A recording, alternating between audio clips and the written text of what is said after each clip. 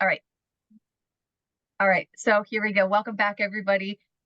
We have a really great treat in store tonight. We do have Christopher Cooper here, and Christopher is the CEO and founder of airboardshop.com, a leading company in the manufacture and recreational vehicle accessories. Christopher is a former U.S. Marine and a retired Los Angeles firefighter of 40 years. Thank you so much, Christopher. His dedication to excellence and innovation is evident in his entrepreneurial journey, and you'll learn more about that tonight. So, as a former student of InventRight, Christopher initially pursued licensing, but eventually decided to venture into the business world with his unique product on his own. Since then, he's expanded airboardshop.com to include over 24 RV-related products, solidifying the brand's reputation for quality and reliability. Based in Southern California, Airboard Shop collaborates with local fabricators to produce aftermarket products specifically designed for Airstream trailers. All Cooper products are manufactured domestically, except maybe, I think, one, under the airboardshop.com brand, and are available directly to consumers through a dealership network and also at Airstream rally events. Christopher's commitment to superior craftsmanship and customer satisfaction has positioned Airboard Shop as a trusted name in the recreational vehicle industry, and we are very lucky to have him with us tonight. So, Christopher, thank you for being here.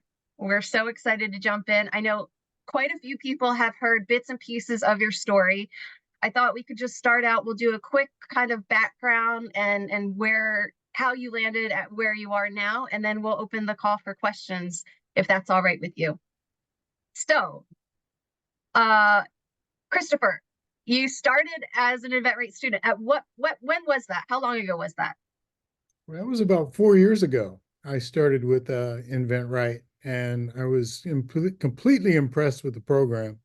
I'd been through, several different journeys and versions of it, but I'd never seen anything quite like InventRight. And I liked the fact that it was hands-on and you got to do it at your own pace. And, I just fell in love with the program, and I was so glad I found it. That's awesome. So, you completed the program, you went through, you had a product, it was an Airstream product, the first one that you attempted to license, is that correct?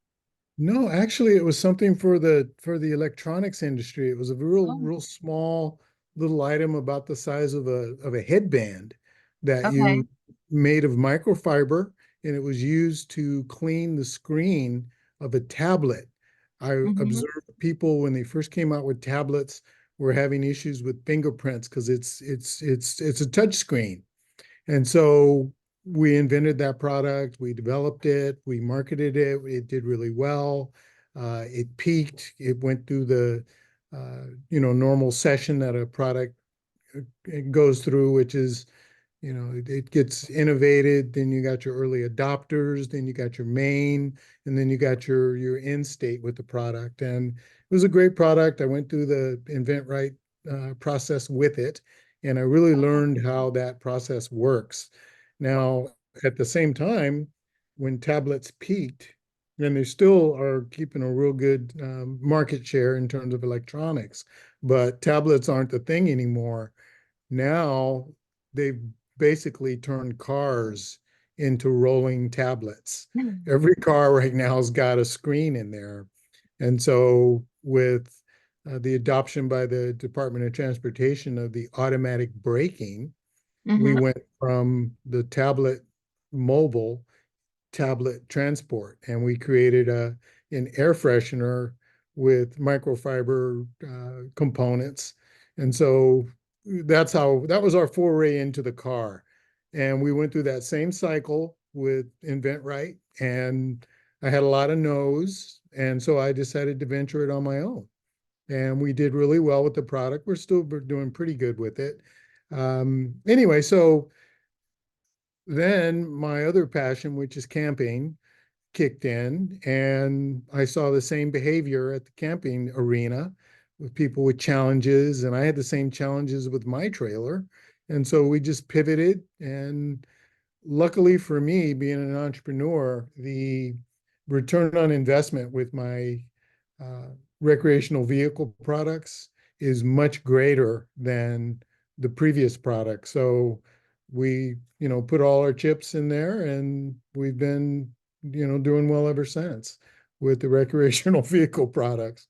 It's been Okay. a, but the heart and soul of it is from the invent right process. I went through the same 10 steps. I went through the same process of calling companies, and I can only take no's for so often. Once I get to a point where it's no, and if a product is doable and I've got a viable market and all the numbers line up, I will go ahead and pull the trigger and do what needs to be done to, uh, be the manufacturer. And that's what happened with this one. And now, to cut the story short, now I'm on the other end. I'm looking for products to Oh, add to oh, the wow, product line. Christopher. Yeah, I'm Okay. going to get to right now we're at 27 products. I'm gonna launch this little thing tomorrow, and I'm so Okay. happy about this. This is the coolest thing ever. But Okay. we're going to do this one tomorrow, and that'll put us at 27 products in our product line. Our goal Oh, is to reach 35 products. And then okay. when we reach 35, then we will ramp up and completely throw resources into marketing and hopefully have a nice exit down the road. I'm 66 now, and I plan to retire again when I'm 70. So, Okay, Christopher. So that's uh, incredible. Just to clarify before we move on, I know Serena has her hand up. She's ready to go firing away here. But really quickly, so you did in fact license your first product. I did license it, but I licensed it with a real small company, Okay. and and they went under. And Oh so, no. yeah, when they went under, the whole structure just evaporated on us. Luckily for me, I had a full-time job, so it didn't Yeah. really affect me that much.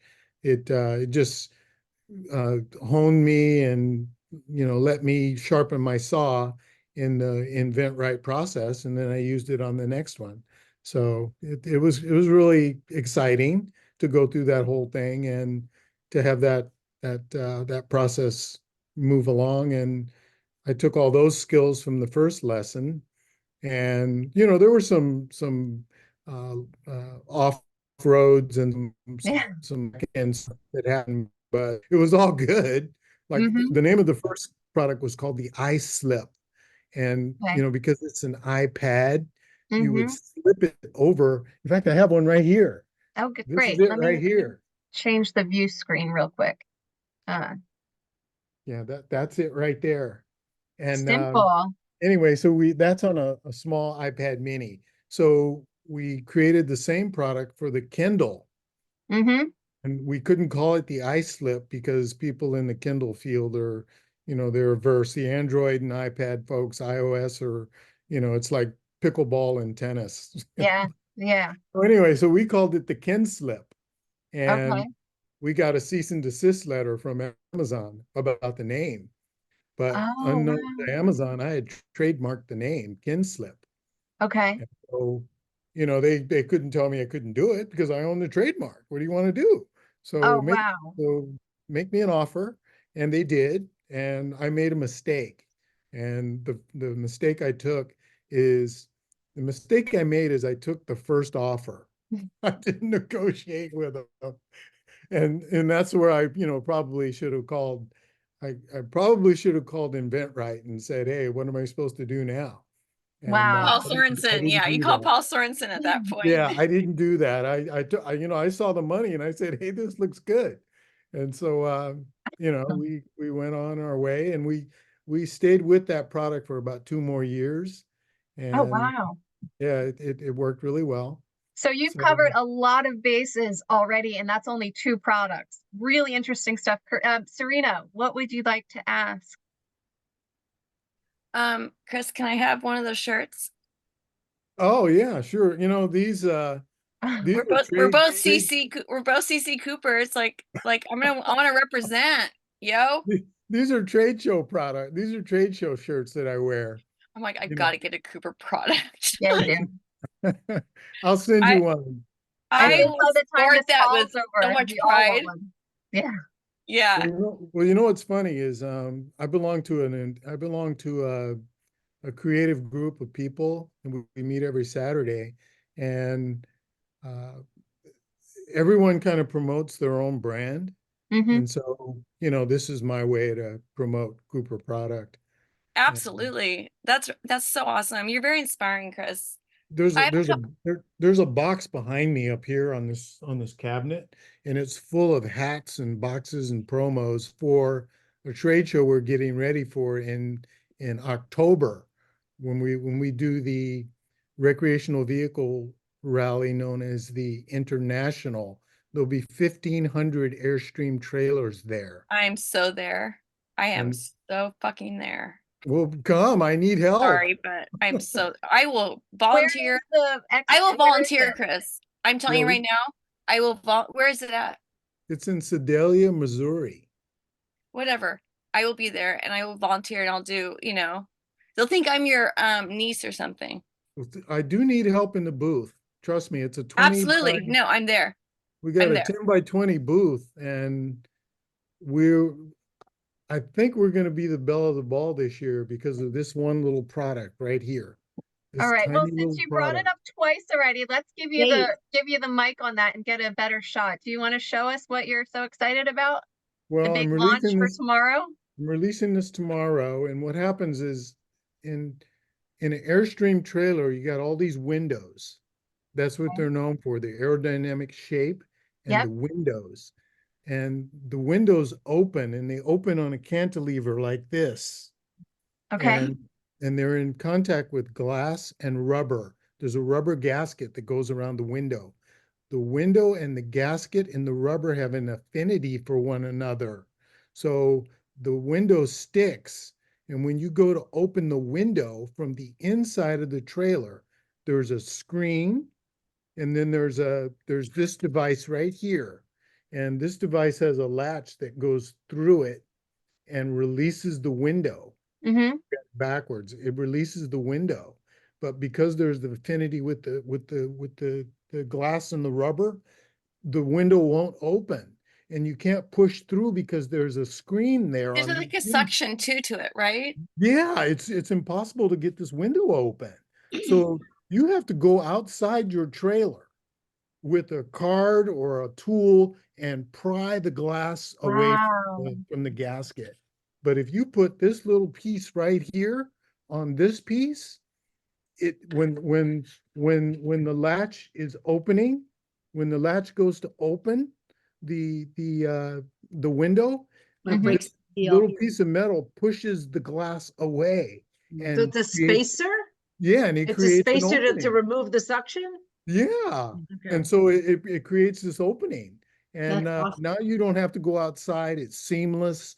You can't see this because it's on the underside of this bracket. Okay. That's where this sits. So it's almost invisible.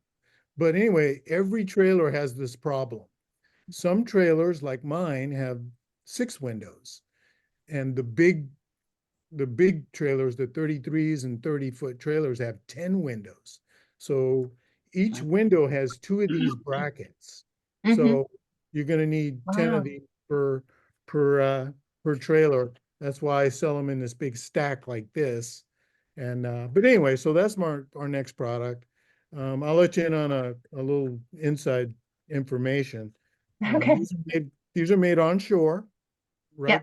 The same place that makes all my other uh, material for metal. These cost about $8.90 for 10, and we're Okay. going to retail them for $49.99. So, Wow. and the reason why I'm saying this is Beautiful because markup. That is so attractive. That's huge.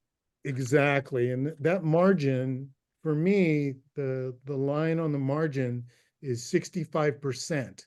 If a product can generate a 65% margin and all the other elements line up in our market analysis that we do on Google and now with AI, yeah, I'll make that decision. We'll fund it. And this product right here will be self-funding in the first month. I'm Okay. almost guaranteeing it. We made 5,000 of them for a total of 500. Do the math. You know, Mm-hmm. it's not difficult. No, that's insane. Can I ask a question, Chris? Yes. It sounds like I am very right. I mean, InventRight was just a game changer for me. You know, when you're like, I have this idea, what do I do with it? You know, and then you go on YouTube or Google and blah blah blah blah. And thankfully, InventRight is getting the audience that they deserve Sure. because Andrew and it's both Steve, you know, they're both like so committed to helping people who have these amazing ideas. And Uh-huh. Okay, but they're accessible. all about licensing, right? And that's what we are taught in the InventRight. But inventuring is like a very it's a doable thing, but they don't, you know, but they're like, you know, just license it and it's a lot easier, you know. So, but it sounds like okay, so Jennifer asked you if you had licensed your first product and you said yes. And then you had said that you'd ventured maybe another product because you can only take so many no's, which I totally get. And that's where I'm at right now with my product because it's such a obscure my market is very obscure because I'm going B2B.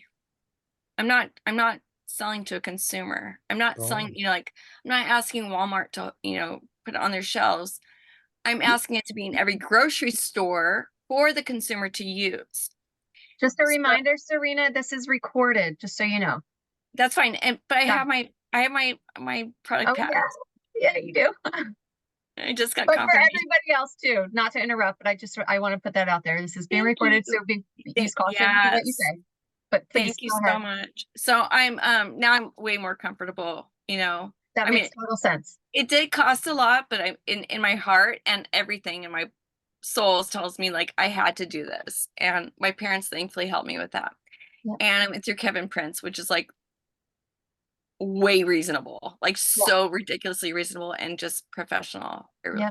Anyway, so I'm you know, I'm contacting all these people, Chris, on LinkedIn and trade shows, and they're like, this is an amazing product, but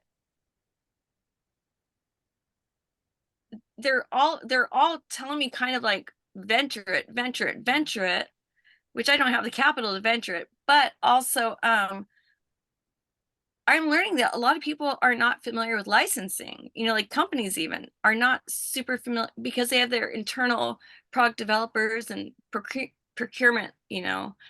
So, Chris, did you fund the majority of your next projects because of venturing or like I just want your thoughts on venturing versus licensing. well, in terms of, that's a great question. Um, in terms of licensing versus venturing, if you had a choice, you should always license. Yeah, venturing is not for everyone. Like my days are at least 16-hour days, Oh my and goodness. that's normal. Like I was up this morning at 4:30, which is my normal thing from Monday to Thursday. And, because I have a circadian rhythm, I'm getting up at 5:30. I have an alarm clock set for 6:30, but I'm up for 3 hours before that even goes off. I don't recommend venturing. If you can license, do everything under the sun to license. Because if you make 99 calls and the 100th call's the one and you stop at 99, it's a tough one. But uh, Dude, I needed to hear this. Thank you so much. but also in terms of venturing, there's a strategy to my venturing. I'm not venturing because I don't want to license. I do want to license, but I want to license with a track record. You know, I Mm, want to Right. come out of the box with, hey, I got this product and I've already sold, you know, a gazillion of them, and I'm Right. ready to Right. license it. And I offered it to you once, you know, and we can go on the spreadsheet and we can see the day I called, Right. and we can see if I did a follow-up call and who I talked Yep. to, and that whole chronology is there. But now you're approaching me, which has happened already with this recreational vehicle company, is you're approaching me and you want to license one of my products. Well, you know, when I approached you, it was 5%. And so mm. now I've got all this investment involved. Somehow the licensing uh, fee is going to have to be a little bit more than 5%. Yeah. Right. And, Well, you you have know, leverage there because of your track record. exactly. Or I can keep it and, you know, I'm not shy. I don't do too bad with this stuff. It's not my biggest fear right now, my biggest caution with me is that I'm out there too much and somebody's going to try and knock me off because Right. they see that, you know, there's plenty of cream on the table here. And so I know that the Chinese aren't going to knock me off because they've never even heard of an Airstream trailer. Mm. So, you know, it's going to be somebody domestic for me. And, you know, that's why I try and keep my margins at, you know, where they are and my cost of goods sold down real low. Yes. Yeah. And I And try to, relationships with companies that will give you those margins. oh That's yeah, like, it's big. Like I had a screen share I was going to show you all that I went to my factory. I went to two of them this week. One to have them look at a new product that we want to introduce, and then the other to order a whole new set of these. I'm not sure if you can see this. Let yep. me pull you up here more. Yeah, this is what they call the air step, and this is so easy to make. It's airplane grade aluminum, and then they cut this side and then they weld it together, and then there's angle iron here. And what this does is it takes the bounce, the flex out of a set of Airstream trailer stairs. As you go in, there's I know bounce. exactly what you're talking about. Yeah, and so It stabilizes that stair, that motorized stair. Yeah. this is my number one seller.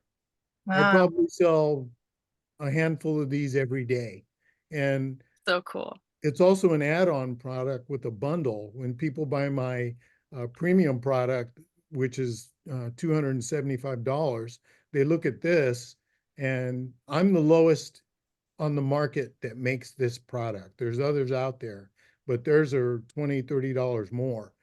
When they see our price, you know, it's a done deal. They throw it And right and in and it's and with somebody who, like, actually produced it. And that's the and thing and, is, and, like, and with like, in my head, I have about 2 years where it's only going to be me selling or having the product, mhm. and then everybody else is going to pick it up, and it's not, it's always. But is that how you feel too? Like, you have a certain amount of time Yeah, where you have some runway. You have yeah, some runway where you're going to be the only one. But if you, like, for instance, on this product here, nobody's going to want to do this. My biggest issue with this is there, any of the people out here on this call can take this product and they could buy one and they could make a ton of them for their friends. You see? So that's why I charge $49.99 for it, because I know that there's some creative people out there and they're just going to go down to Home Depot and they're going to make this on their own and get the adhesive that it takes to put it on, and what you've done with that, they can never replicate, and it's going to take them. They don't want to go through the trouble of yeah, replicating what you did. there's about 5% of my market, my demographic, that will take it out and replicate it. And that's good for them. Fine. They're not my customer. I'm not looking for No, the, exactly yeah, I'm right, looking right, for right, the other 95%. right. So, you know, I mean, and that's just, you know, the lay of the land and something you have to be aware of. The other issue that you have to be aware of is dealing with China. This is a solar powered light that we use in our products to show Power. the big red numbers on your trailer. These Mm. trailers cost upwards of $200,000, and they want you to put red numbers that identify you and who owns your trailer on the trailer. So it's like buying a Ferrari and putting a bumper sticker on it. Mm. And so, Right. and it's a rule if you're a part of what they call the Airstream Club International. It's a great rule. It's wonderful. You know, it's got purpose. Now, I'm a firefighter, right? So when you call 911, you know where you live. And, you know, it's a medical call 95% of the time. So we go over there and, you know, we respond, lights and siren, and we pull up on your street. And there's no address numbers on your house, or they're obscured by Mm. bushes, or it's dark, or what have you. And there you are standing on the porch, and all we want you to do is raise your hand and wave. And a lot of people won't do that. So we're curious, you know, we're challenged with what your address is. So imagine, if you will, 1,500 Airstream trailers, and they all look alike. Mm. You know, the big ones, they all look alike. And so if you're having a That's medical emergency or your friend wants to find you, having those numbers on there is critical. So we have solar powered light. And I wish I had one out of the box. We have this solar powered light that we sourced from China, and we got them to put red numbers in, which was Wow. an act of Congress over there, because red is very precious to the Chinese. Yeah, and they have a see, it's already lit up. It's lit, There it is. Yep. and you put the red numbers here, and then Wow. I invented a bracket that allows you to hang it on the trailer. That is great. Yeah, and so this is one of my big sellers also. And but anyway, so you know, so the drawback to this, and the point I was trying to make is, uh, when you're creating um, local employment by Mhm. working and sourcing with local people when you can, and this is the only product that's not locally sourced. Mhm. And this is the only product I have issues with. I can't, it's difficult for me to get in the car and go down and talk to these people Right. because they're in Right. China, and there's a language difference. And Yep. so this product is actually defective. It didn't come the way I want. This was supposed to be stainless steel Mhm. to match the trailer. Yeah. And all through our dialogue, and I paid a fee for a mold to have a stainless steel one made. But anyway, so those are some of the challenges that you have when you're venturing, that you don't have when you're licensing. Yeah, the manufacturer's going to take care of that. The company that you license with, that's their issue. Your Right. issue is selling them and, you know, accepting your check every quarter or monthly or whenever you get it. So that's that. Christopher, I have two quick questions, and then we have a bunch of people with questions. Really quickly, that piece for the window, what material is that? We sourced two different types of material. This is soft aluminum. Okay. There was also stainless, but the stainless was beautiful. It was gorgeous, and you could get it thinner, but it was sharp to the hands. Yeah. And this has been tumbled. This has been in a tumbler. They put it in a tumbler for like 6 or 7 hours, so all the edges are gone. But and we were gonna have to do that with stainless too, but it takes a long time. It takes a lot longer. So this is soft aluminum, to answer your question.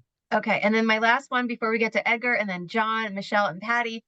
Um, do any of your products overlap with the other sort of air RV trailer types, or are they all specifically only for the Airstream?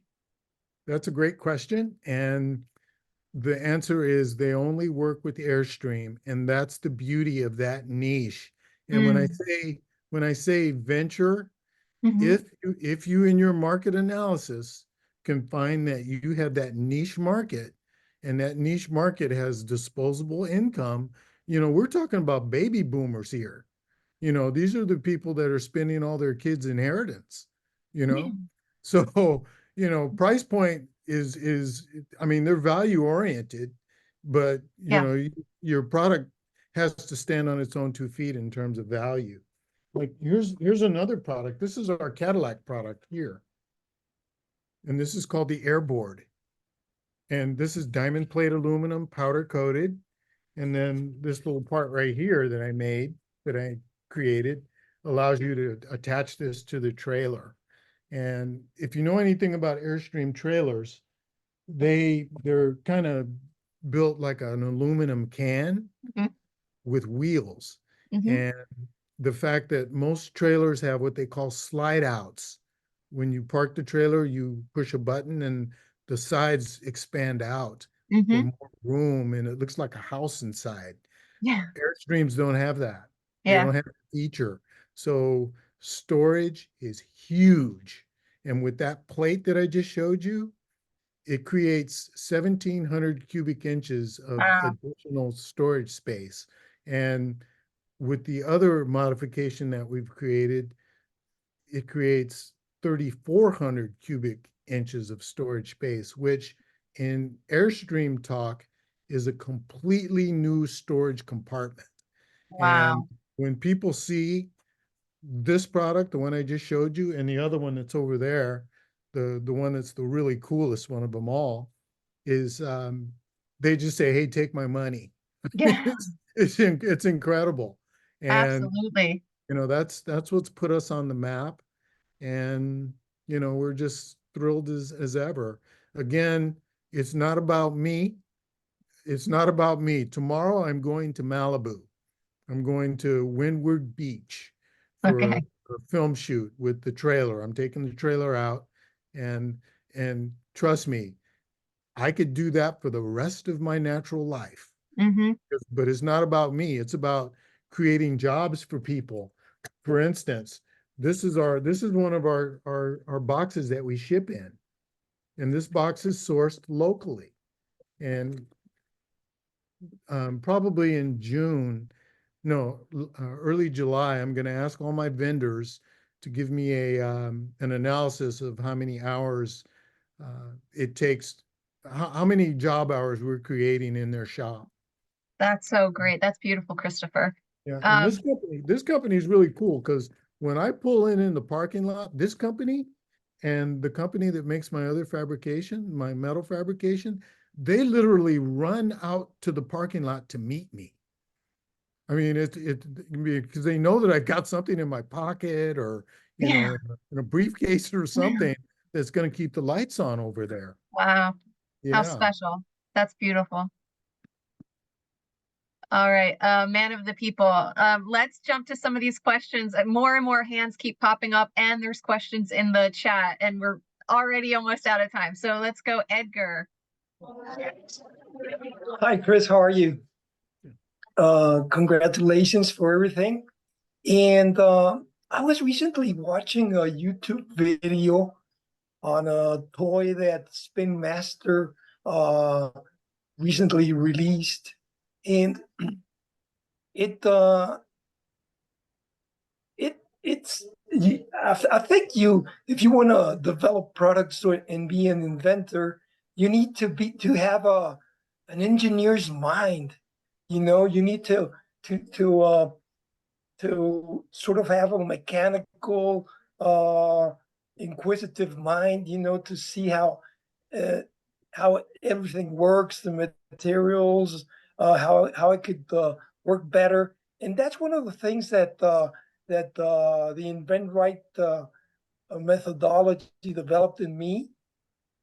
But I think you have to go a little farther. You have to maybe get into 3D CAD.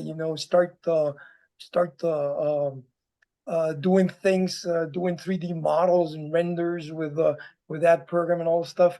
And you need that systematic thinking. Even when you develop tabletop games, for the game mechanics and all stuff. So I noticed that you do have that engineer's mind. Am I right? Well, if I'm kind of a autodidactical person, kind of a polymath. I kind of hang out with engineers. I'm not an engineer by training. I can take a protractor and a pencil and a ruler, and I can, generate all kinds of different designs. I don't own a 3D printer, but I know a lot of people that do, and I can go over to their house or over to their shop, and I can show them something or send them a CAD design, and they can bang it out for me. In fact, I'm going to see a guy next week for that very purpose. But yeah, the invent right process and that whole engineering mindset are like at a nexus with each other.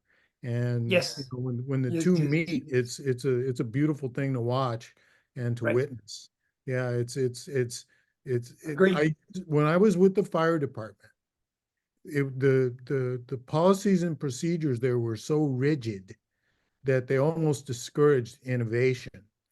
And I used to come up with all kinds of cool innovations for the fire department. For my first 5 years, I generated at least two or three every year, some life-saving. And but the environment there was so restrictive that I had to fight being innovative. But once I retired, actually about 10 years before I retired, I said, hey, I'm not fighting it anymore. I'm just going to let the natural thing happen. And that's Oh, when I came on it was almost the same time that I came on the Invent Right.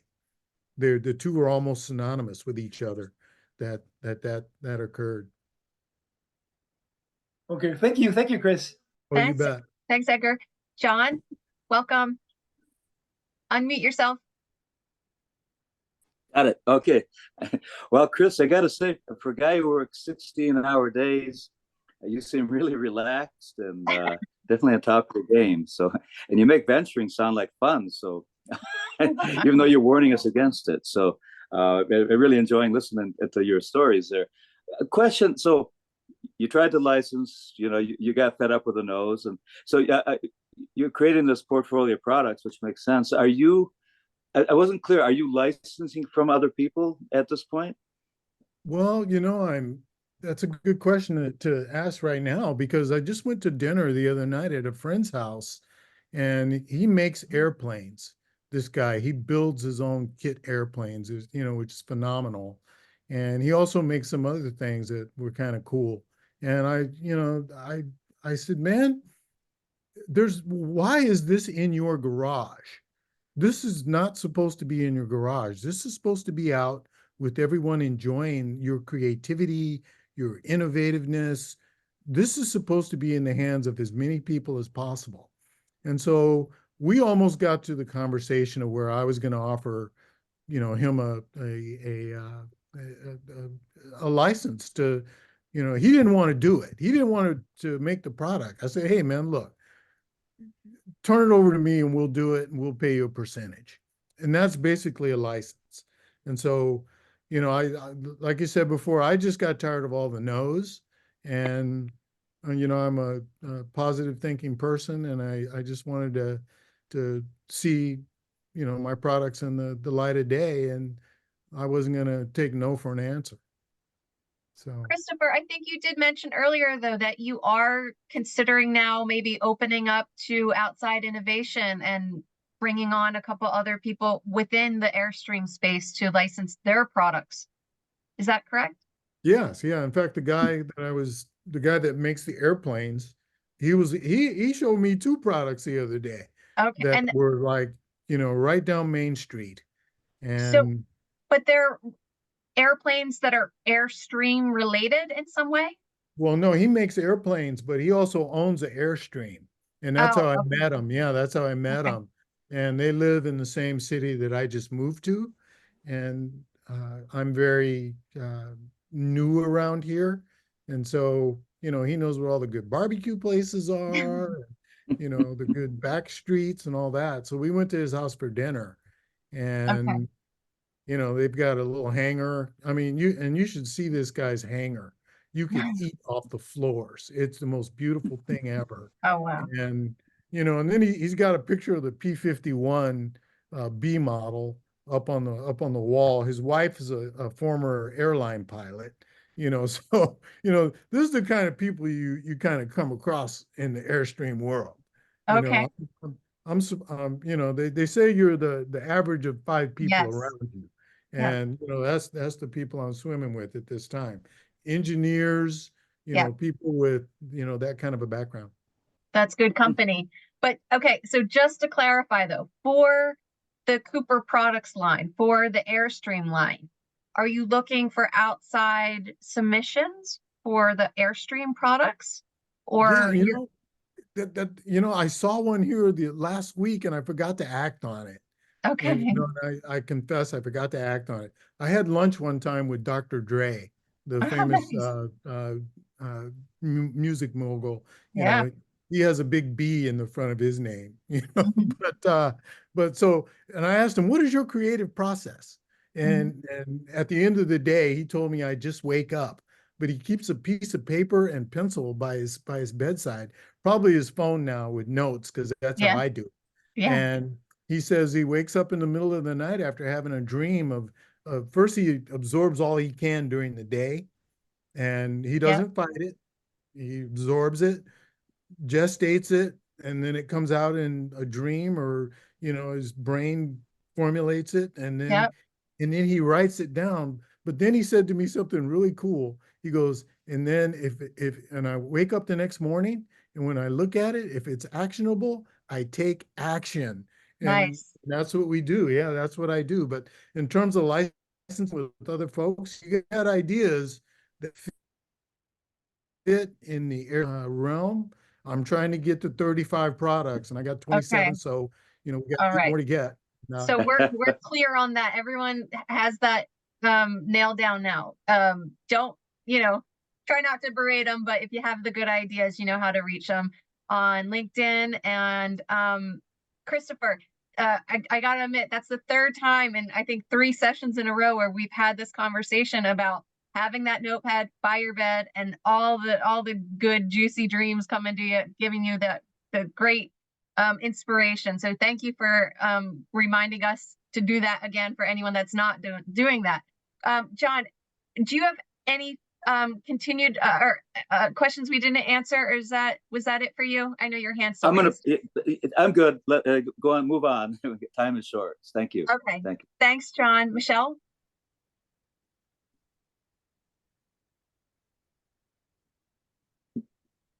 Muted. Yeah, I know. I had to ask mute here. Okay. Yeah. So, well, thank you. So far, Christopher, appreciate that. And I sometimes myself, so I at my bed, not too close. So, because I've discovered I can't read my writing because I do have a notepad and pen, and I wake up and in the morning cannot decipher this that I've written because I don't have my writing and stuff. So, so yeah. So sometimes but yeah, my just jump back to beginning when you said you had when Amazon after you for the Kindle, the Kindle, and you said you made a settlement. I'm kind of curious, are they paying you to be able to sell it online as well, or is it like how do you work out a deal with Amazon? Like how does that work, Christopher? Well, what happened was I took a buyout from them, and it was very specific. I had to turn over all the material that I had made, and they gave me an address to ship it to. I had to discontinue the use of the name Kinslip, and I had to remove the product from everywhere in the eco space, Amazon, Etsy, uh, all the different. What about the patent? And Patent has and the name, right? So yeah, trademark over to them. And oh, then on top of that, they have a really nice honoraria or exit fee on the final okay. analysis. But my lawyer at the time said that take it and be done with it. Um, that's just the way Amazon Yeah. is. What I learned is because I went on Amazon again with a different product, Mhm. and I learned about brand awareness. And they have a part of Amazon where if you register your brand registry with Amazon, they will protect you. And there's, it's another form of intellectual property protection with Oh, Amazon. Yeah, interesting. and I actually used it once. Someone was infringing on. I own the trademark Straight Outta, so like Straight Outta Compton. Yeah. I don't own Straight Outta Compton, but I own Straight Outta. And in any geographical area that's known geographical area, not fictitious, I can attach Straight Outta to it. Now I can't use Oh, you literally, okay. yeah, like I Interesting. couldn't use straight out of like anything with the Disney, straight out of Wakanda, or anything No that's licensed names, no yeah, licensed anything names, that's yeah. fictitious is off limits. But all the rest of it, hey, run with it. In fact, I just got my fee the other day to pay the fee to maintain that trademark. So and you know that I'm gonna pay it. And now the other thing, Amazon knocked on my door about that Ken slip. I'm waiting on Dr. Dre and Ice Cube and them to come knock on my door about Straight Outta. And I'm gonna hold up my trademark and I'm gonna say, I have one of these. Do you have one of these? And they're gonna say, mate, I'm gonna So say, yeah, make me an offer. gimme, And then. the law of the street might kick in. I don't know, but Wow, you guys are pretty upstanding people. for So, sure, Yeah, but you I might don't strike a nice anticipate deal with those guys. I don't anticipate that happening anytime soon because Straight Outta is, kind of on the downslope. Well, Yeah, but it's we'll still, have they to bring cashed it in on down. Everybody start using Straight Outta hashtags. Um, it. such a great question, Michelle. Thank you for that. Thanks. Patty? Yes, thank you.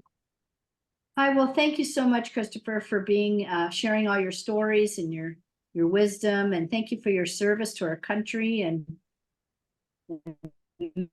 many different facets. I really appreciate it. I work for the state, so I totally understand exactly what you mean. I work at a hospital and how rigid everything can be. But I have a question, and I think you guys might have already answered it.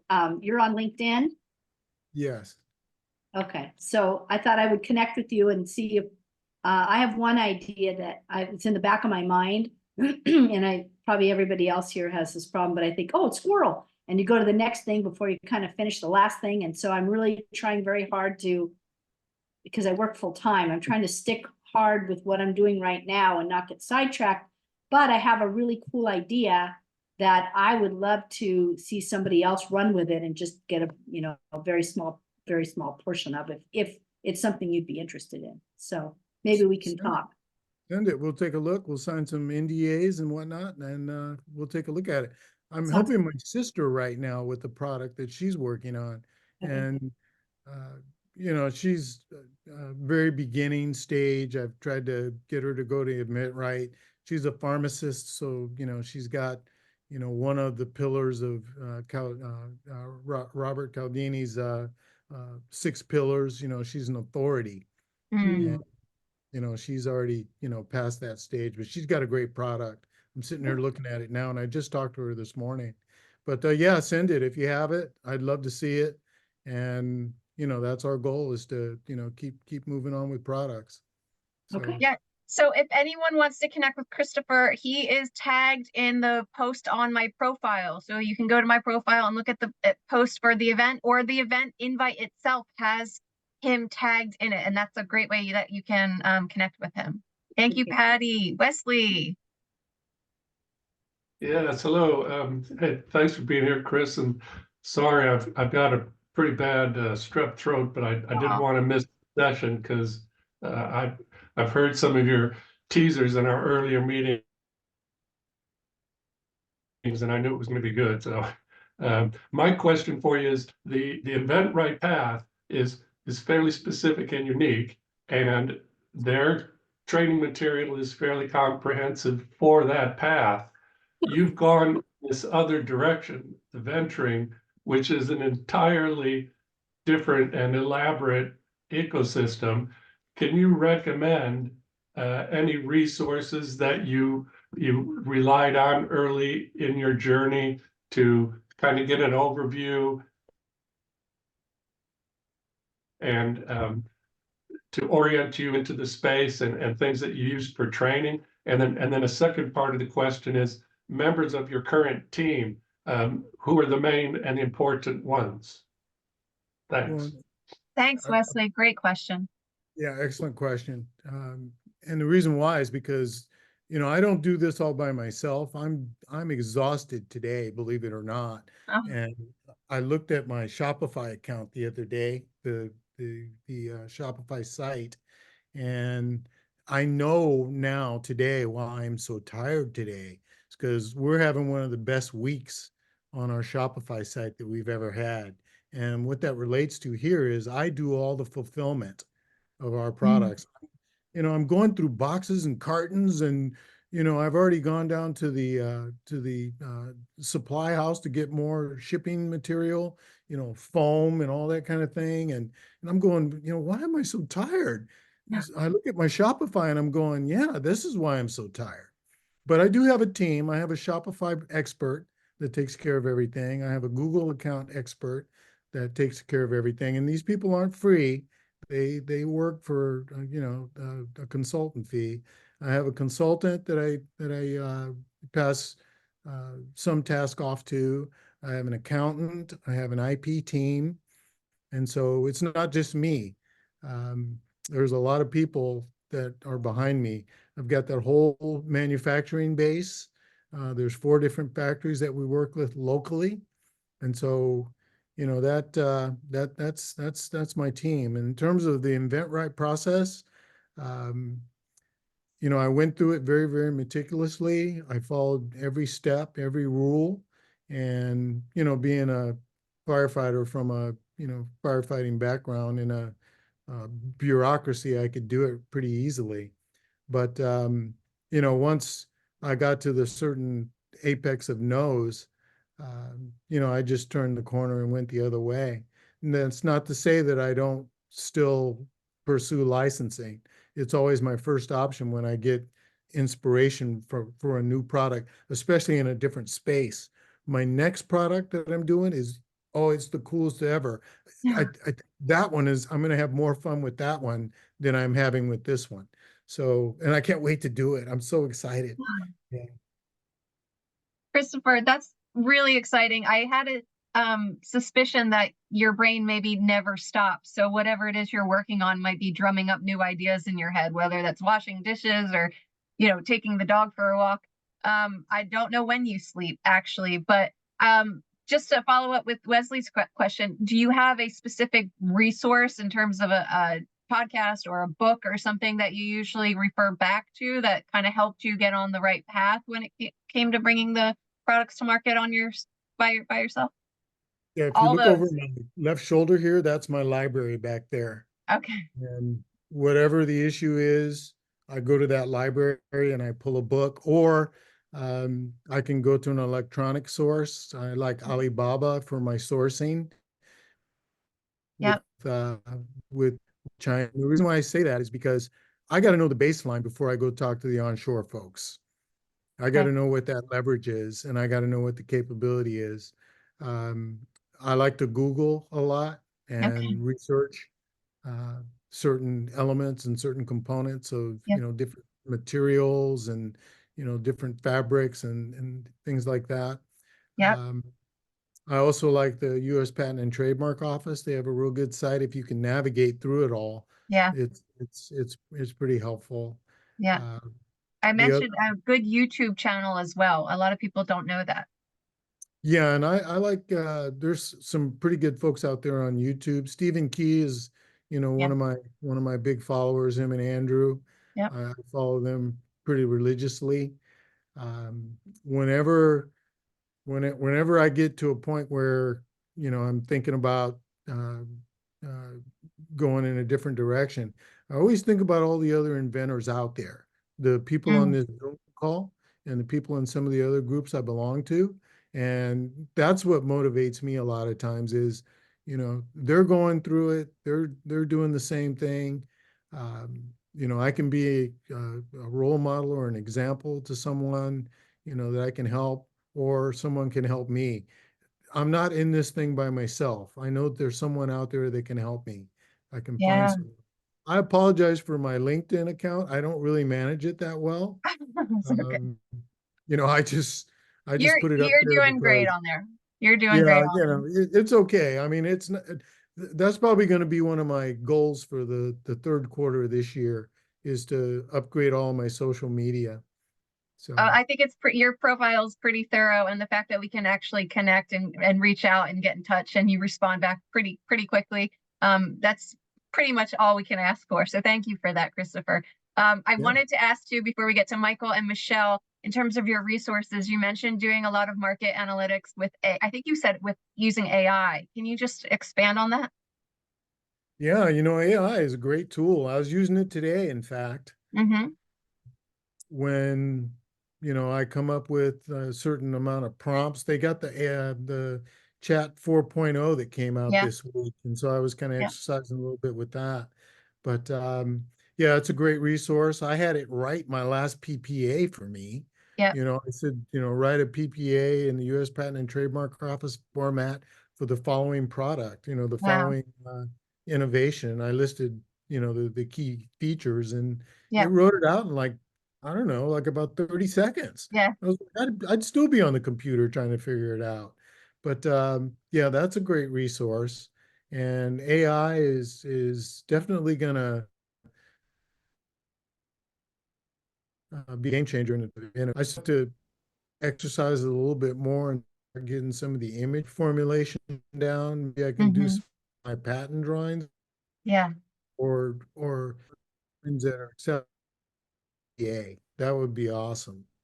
And but yeah, so I'm looking forward to working on it a lot more and getting my hands my feet wet with. I'm frozen here. Okay. Christopher, are there any other AI resources that you use for the market research, or are you still just based on Chat GPT using that and doing your research that way? Well, I've had the experience a couple times of asking it to give me the top 10 companies in a Mm-hmm. certain field, Yeah. and it will generate those for us. Yeah. And then I'll glean those, and I'll go and, I ask it to uh, give me the URLs that go with it. And That's then I'll great. visit those URLs and see if they're open innovation friendly. And if they are, then, throw them in the spreadsheet, and let's start making some calls. So, That's great, Christopher. All right. yeah. Let's get to Michael, Michelle, and Patty, and we are over the hour, but we're gonna try to hustle through this. So, Michelle.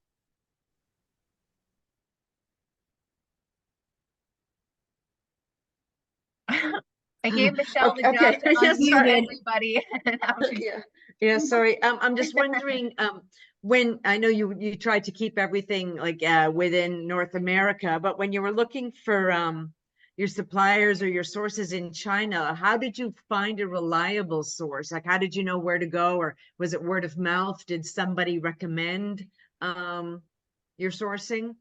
Well, Alibaba kind of helps you out with that. They've got them listed. My journey there was the first product I ever did. I wanted to stay on shore. I was so loyal. I went to every garment district from the Canadian border to the Mexican border, and every garment district west of the state of Colorado. And I was asked out, um, escorted out, every kind of out you can name by these people. And then one day I just said, you know what, forget it. I'm going offshore. And I opened an Alibaba account. I put my parameters in there. And the next morning I woke up and there were 100 companies in there. 100 companies A had lot of responded to me. filtering to do there. Yeah, so I filtered it down and I vetted down to 10. And from that 10, I vetted down to 5. And of those 5, I worked with them very carefully and long-term relate. In fact, I'm still working with one of them, and I make an air freshener. And that guy, I'm still working with them. But here's the key is they bought me over to China twice. They took me over there 2 times. Yeah. wow. And I had to have a letter.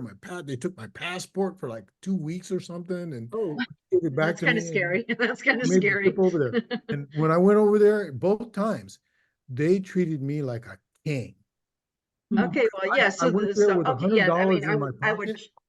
I'm more $100 likely to cash, trust somebody that would invest in me like that. Yeah. $100 cash in my pocket.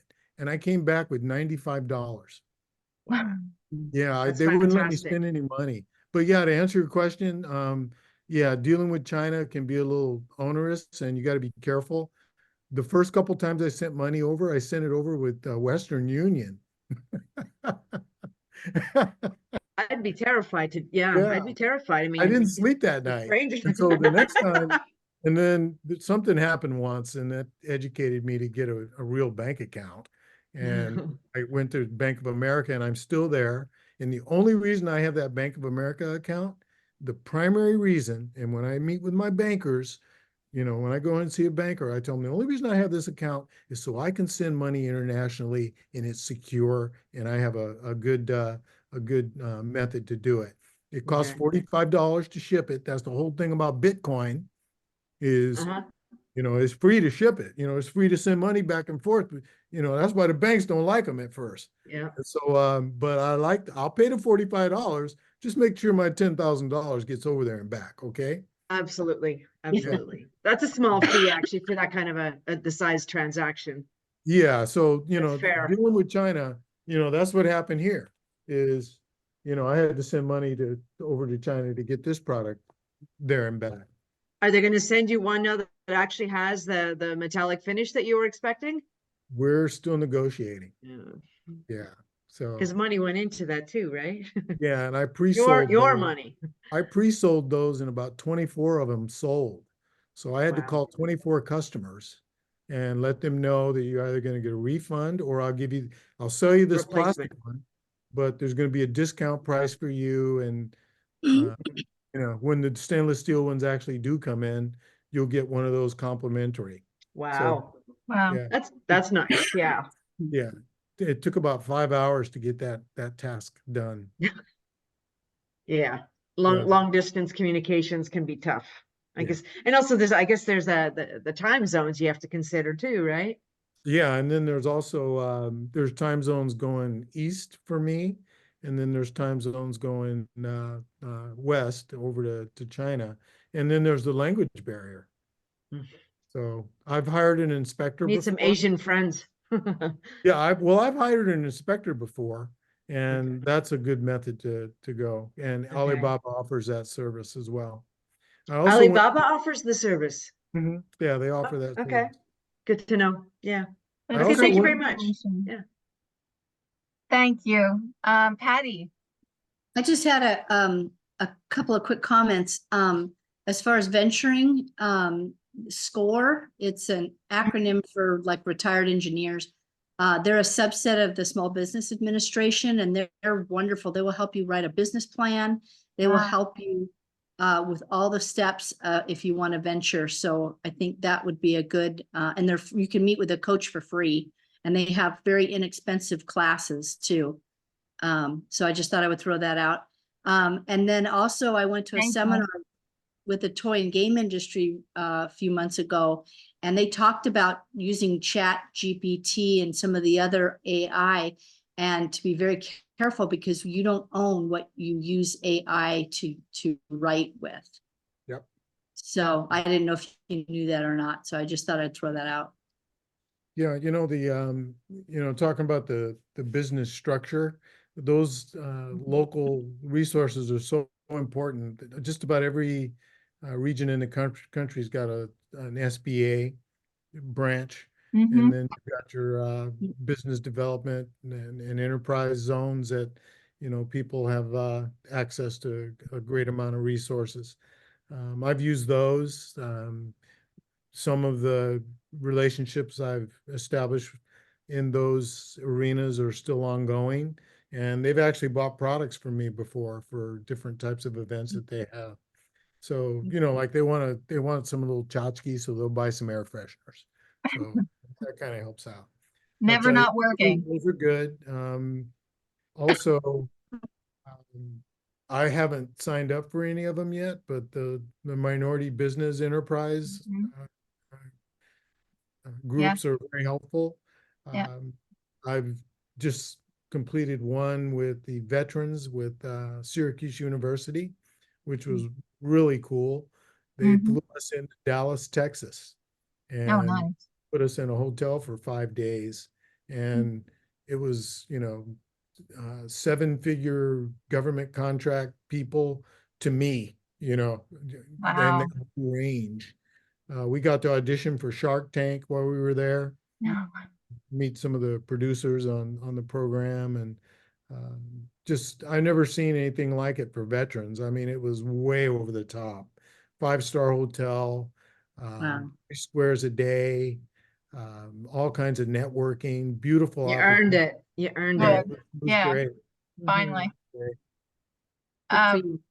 Christopher, I'm wondering if you looked into any like small business grants. Would that be something that I don't know if that's something that would make sense for where you are in the process or I've looked at those before, and a lot of times the paperwork is so. mm, Uh, that's funny you mentioned grants, because cumbersome. Yeah. I actually started the grant unit at the Los Angeles Fire Oh, Department. oh, good for you. Me and two other people Good back for in the you. days of Bill Clinton, when they had the community policing program. Okay. And I was a firefighter, see, Hmm. and I was an administrative firefighter at the time, and I had access to a lot of information. And this is way before the internet and pre 9/11, and they were just bringing wheelbarrows full of money to the police department, and they were just for every dollar that the police department invested in grants and other funding, they were getting 75 return. It was a 75 Wow. to 1 return. And I said, Wow. hey, we got to have some of this. So anyway, we put that together. And so I've cut my teeth with grants in the public sector, and I haven't Wow. really dove into it as well as I should here. But I'm constantly, as CEO and chief bottle washer around here, at least once a day I get a phone call or an email from a private sector third party company trying to fund us. Wow. Yeah. And the money's always a little bit more expensive than what I want to pay. Wow. So, but if we ever need to scale, we ever Yeah. get the call from Airstream or anything like that, Yeah. we've got, I have the funding to get it done. But if, I want to use other people's money, Hmm. those opportunities are there. Wow. You're really setting yourself up with laying the groundwork there, Christopher. It's really impressive. Okay. I think might be the last question of the night. Last but not least, Michael. Great. Well, Christopher, thank you for your service with the military and also being on the fire department. Very, very impressive. And I suspect, but I could be wrong, I suspect that your background in the military and the fire department helped give you the kind of the confidence or the ability to go venture. Would you agree with that? Because like for me, like if someone told me, well, we're going to go attack that hill or go, take on that fire, boy, I'd be like going the opposite direction, So I would just think that that's really a major help for you. Would you agree with that? Or Yeah, the discipline for me started when I was 5 years old. I come from a military family. My father was in the military for 30 years. And, we traveled around the world, military brat and that whole thing. When you're a military brat with an enlisted father, their goal is to get you, their son, into one of the academies, okay, either the Naval Academy or West Point. And uh, they start honing you for that. They start grooming you to, make that move. And, sometimes it works out, sometimes it doesn't, but that's their ultimate goal. And, it's like LeBron James right now with his little son, Bronny.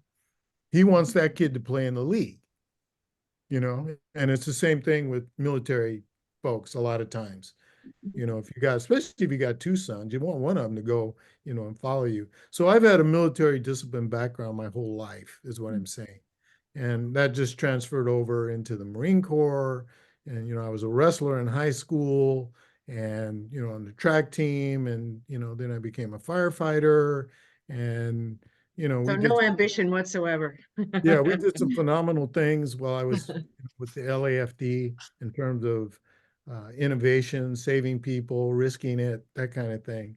So when it comes to, after all my due diligence and, analyzing an issue, which we also do in the fire department, we don't just, okay, there's a fire, let's go and, grab a garden hose and put out the high-rise fire. No, we, bring the appropriate tools for the appropriate fire. And it's the same thing in business. And, once you got all the tools together, you have your training, you have your experience, and like all of you right now, I got my people around me. I'm not just doing it all by myself. I got my folks with me. I bought them on the truck, and so, we attack it and, we try and prevail. And that's pretty much the same thing here. So, I always think about the Wizard of Oz and the Cowardly Lion. He was looking for courage, and that's he gave that great speech in the Wizard of Oz, and I watch it every time, and that's where I find my inspiration sometimes when I'm fearful. I think about the flag on the master wave and what makes the muskox guard his musk. What makes the rhinoceros charge is courage. And so that's how I approach it. Wow. Yeah, because I was always wondering, like, are you born with that or can you learn that? So it sounds like it's you can learn that. Oh yeah. Huh. Yeah. Very Maybe. impressive. Yeah, Yeah. Christopher, Very- once you very get impressive. the Airstream business sold, you'll have to write a book, okay? Okay. Well, Think thank about you. Appreciate that. Thank you. Yeah, well, thank you for that question. All right. We know that you're a very busy and hardworking man, Christopher. So I do want to be respectful of your time. We've heard from nearly everybody tonight, and I appreciate that so much. Thank you, everybody, for participating. Christopher, one last time, where can people find your products?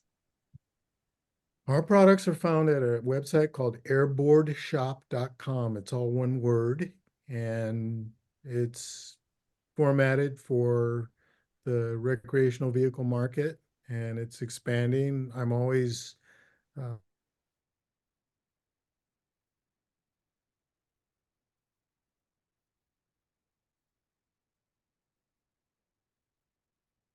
no.